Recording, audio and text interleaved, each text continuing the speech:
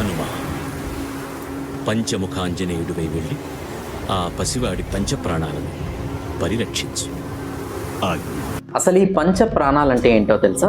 యోగా మరియు ఆయుర్వేద శాస్త్రం ప్రకారం మానవ శరీరాన్ని సజీవంగా ఉంచి వివిధ శారీరక మానసిక విధులను నిర్వహించే 5 రకాల ముఖ్యమైన ప్రాణశక్తులను పంచ ప్రాణాలు అంటారు.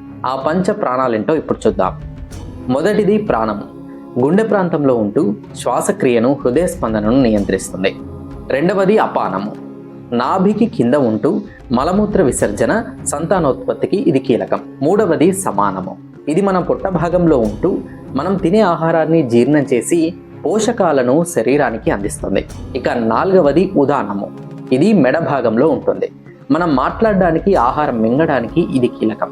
ఇక ఐదవది వ్యానము. శరీరం అంతటా వ్యాపించి ఉంటూ రక్త ప్రసరణ మరియు కణాల కదలికలను చూస్తుంది.